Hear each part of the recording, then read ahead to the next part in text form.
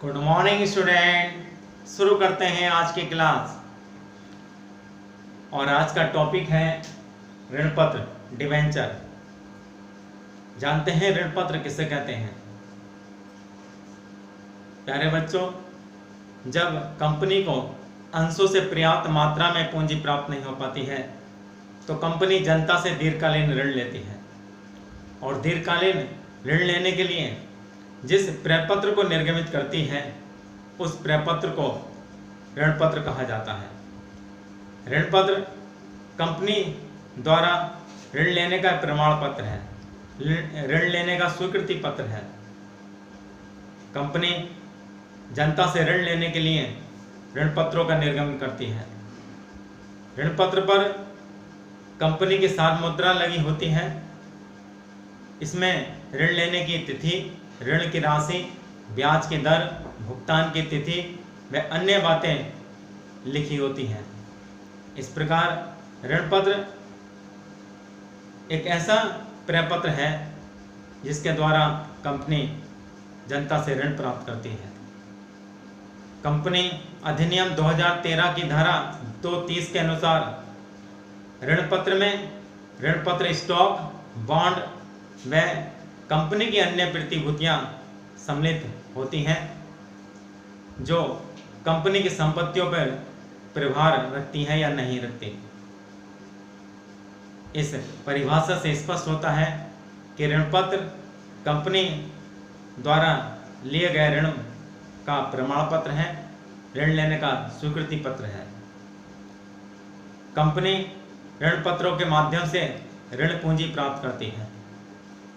ऋण पत्रों को निर्गमित करके जनता ऋण पत्रों को क्रय करती है और इस प्रकार कंपनी को ऋण पूंजी प्राप्त हो जाती है।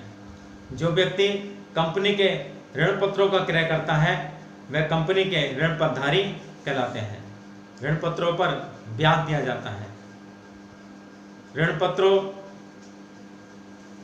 की जो ऋण की राशि होती है वो दीर्घकालीन होती है। कंपनी दीर्घकालीन ऋण लेने के लिए ऋण पत्रों का निर्गमन करती है। ऋण पत्रों पर कंपनी की सार मुद्रा लगी होती है।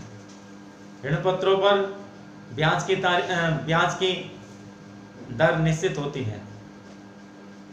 अब जानते हैं ऋण पत्रों के प्रकार। प्यारे बच्चों, ऋण पत्र 8 प्रकार के होते हैं। पहला, पंजीकृत ऋण पत्र। ऐसे ऋण पत्र जिनके वाहक का नाम कंपनी के रजिस्टर में लिखा जाता है उन ऋण पत्रों को पंजीकृत ऋण पत्र कहते हैं। इन ऋण पत्रों का हस्तांतरण आसानी से नहीं किया जा सकता। इन ऋण पत्रों का हस्तांतरण कंपनी के अंतर नियम की व्यवस्थाओं के अनुसार किया जाता है। इन ऋण पत्रों के हस्तांतरण के लिए कंपनी की परमिशन लेनी पड़ती है। नंबर 2, वाहक ऋण पत्र। वाहक ऋण पत्र पंजीकृत ऋण पत्र के उल्टे होते हैं, अपोजिट होते हैं। वाहक ऋण पत्रों का हस्तांतरण सुपुर्दगी मात्र से हो जाता है। ऐसे ऋण पत्रों के धारक का नाम कंपनी के रजिस्टर में नहीं लिखा होता है। ऐसे ऋण पत्रों पर ब्याज का भुगतान कंपनी के ऋण पत्रों के वाहक को किया जाता है। लेकिन पंजीकृत ऋण पत्रों पर ब्याज का भुगतान उन्हीं को किया जाता है जिनका नाम कंपनी के रजिस्टर में लिखा होता है। सुरक्षित ऋण पत्र।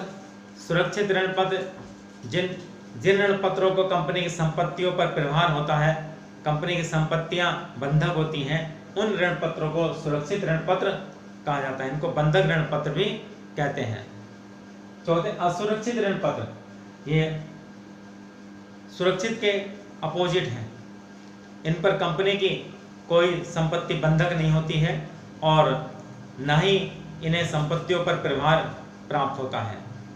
इनको नग्न ऋण पत्र भी कहते हैं, इनको साधारण ऋण पत्र भी कहते हैं। सौदे ऋण पत्र।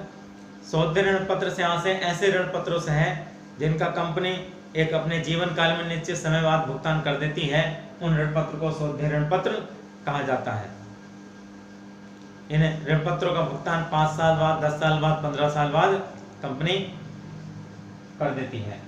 अशुद्ध ऋण पत्र ये सौदे के अपोजिट हैं। ऐसे ऋण पत्र जिनका भुगतान कंपनी अपने जीवन काल में नहीं करती, कंपनी के समापन पर ही होता है, उन ऋण पत्रों को हम क्या कहते हैं? असौदे ऋण पत्र कहते हैं।